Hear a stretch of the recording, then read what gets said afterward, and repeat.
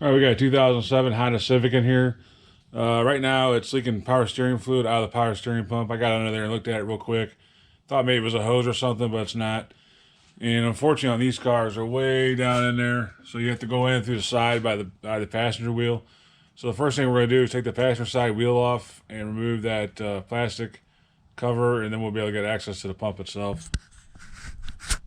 All right, so actually I lied. First thing I'm going to do is go into the reservoir here up on the passenger side fender well and put my vacuum pump in there and pump out as much fluid as I can.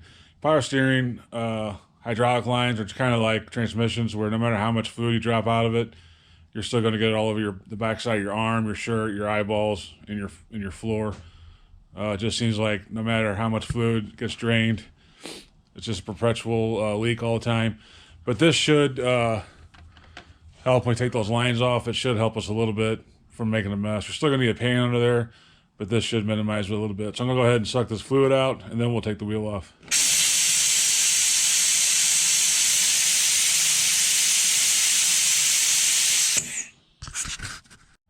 All right, so I took the wheel off, and that little plastic shield just got a few of those famous Honda clips to hold the plastic shield on. I just kind of move it out of the way. Get a 19 millimeter open end, and maybe get another wrench here. Connect them together, and then you're going to pull up on this tensioner down here back towards the back of the car. So get a position to where you can kind of get some leverage on it going that way towards the back of the car, and just go slow with it, and then slip the belt off the alternator here, and then you can slip it off the power steering pump below. So we'll go below there, take those lines off and a couple bolts off, and then we'll take this pump out. All right, so I'm behind the frame here underneath it, and got my finger up in here. You got these two hoses you have to take off. This is your return line here. This is a 10 millimeter, just one bolt on that. And then your high pressure liner is right here. There's two 10 millimeter bolts. Take that one off first, and I'll allow you to get this one a little bit easier. So we're just gonna, I'm not gonna show you because it's kind of tight in here. You can get your hand up from the bottom or through this hole that the camera's in right now towards the back. But you just got these three bolts. It's nice we're not dealing with flared ends or anything like that. We just got three bolts to take loose, and then these lines will come off. And then the belt is still on, but it's actually, it's loose up top, so we'll just slip that off. And then I think there's only two bolts to hold this pump on, if I remember correctly. And we'll get those from the other side. So take these three tins out, and then you will lose fluid. That's the reason why I sucked those down a little bit, or I sucked the reservoir dry. But like I said, you're not gonna get all the fluid out of the line, so make sure you have a pan ready to go, and get it under there, and try to catch as much fluid as possible. But you'll probably get it on your stomach or your face or your eyeball or something, like we always do. So anyway, I'm gonna get those loose, and then we'll pick it back up. All right, so here's where we come to a little bit of a crossroads. You can go, there's two bolts that hold this pump on after you get the lines off and the belt and all that stuff. You got the bottom one, which is right here, 12 millimeter, and then you got one right above it, almost directly above it. There's actually two bolts up there. One, don't mess with that one. That one I think is for the timing cover. There's one right next to it, to the left of it. That's the power steering pump bolt. And like I said, you're kind of at a crossroads here. If you're not real good with tools, or you don't have a ratcheting 12 millimeter open end wrench, it'd be very hard to get to. So you could take the top motor mount and all that stuff off and get to it from the top. But I usually get my arm up in here and I snake a 12 millimeter open end wrench in there and get it loose that way. So I'm gonna go ahead and pull that bolt out, and I'll kind of show you the wrench and the bolt, and then we'll get this bottom one out. All right, I kind of want to add something here.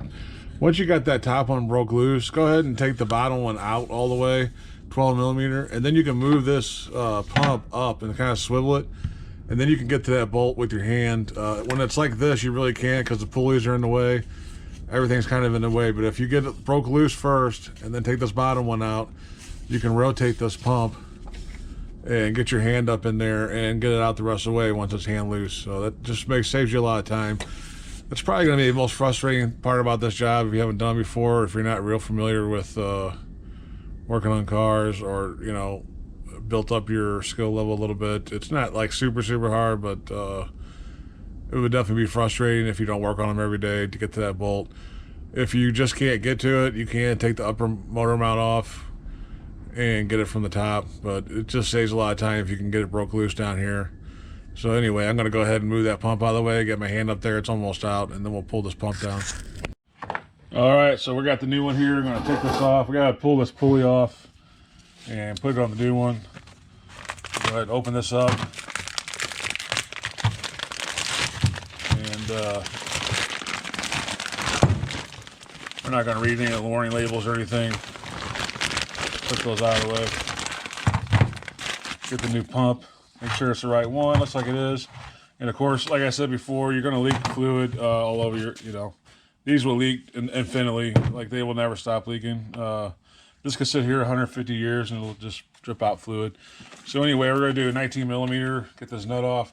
If you have an impact, it'd be much easier. You can just zip it off. If you don't have an impact, just stick a screwdriver or something down in here and kind of wedge it between the pump and the pulley, and then take a 19 and go ahead and get it loose. And then we're just going to zip it on, and we're not going to go too crazy on the torque. And this is a non-improved impact socket, but I like to live, I'm kind of a rebel, I like to live a little bit dangerously, so I go ahead and use the chrome impacts on the impacts, or the chrome sockets on the impact wrench. So some of these new ones, this is a cheapy O'Reilly's pump. They'll have the attachment here for the return line, and you have to take the hose off your piece and put the hose back on it. This one does not come with it. It does come with the new seals. Don't forget to put these on. It's very important. You don't want it leaking, your new pump leaking. So we're going to go ahead and pull out these little plastic plugs here, and then we'll get back over to the car and just put it back the way we found it and make sure to install these seals. Obviously, the big one's for your high pressure line. This one's for your return line. And or actually, it's vice versa. The big one's probably that one. So anyway, we'll get back over there and get this thing back together. Okay, so all I'm doing is just using a pick and pulling these rubber O-rings off and replacing them real quick before I put the pump up there. So just get a little screwdriver, a little pick, and make sure you replace those rings. Dig them out with that pick. Be careful with it. You don't want to mar up the surface, but pull them out and then replace those, and then we'll put the pump up there.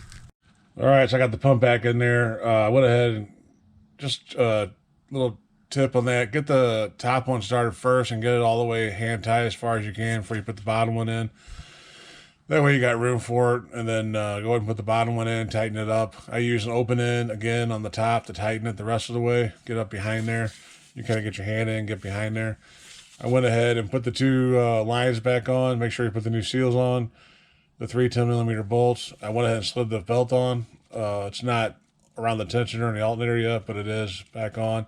I don't normally take these belts all the way off just because they're so hard to reroute. So I just kind of slip it off and put it off to the side.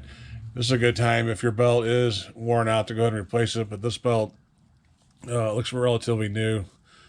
All the ribs look good on it, and it's pretty thick, nice looking belt, so I'm going to leave it alone, just put it back on. So once you get all this back on under here, you can go ahead and put your little plastic cover back up in your wheel, and then we'll just go to the top, put the belt on, and fill it up, and that should be it. And put the belt back on. Like I said before, if you don't take it all the way off, it should be pretty easy to slip it back on. Just put it up over the alternator, and then loose the tensioner.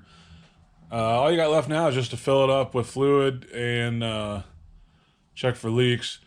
I would fill it up and then kind of run the wheel, let it run for a couple seconds or a minute or so, and then kind of run the wheels back and forth.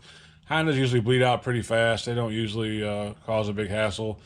So just fill it up, watch the fluid, turn the wheels back and forth, and just check the fluid. Then I would take it for a short drive and then come back and check the fluid again just to make sure, and then check for leaks, and then you should be good to go. But as long as you change those seals and you have no other leaks, you should be good. That is the other, like the power steering pump, and then sometimes a high pressure hose going over to the rack will leak. You can check that.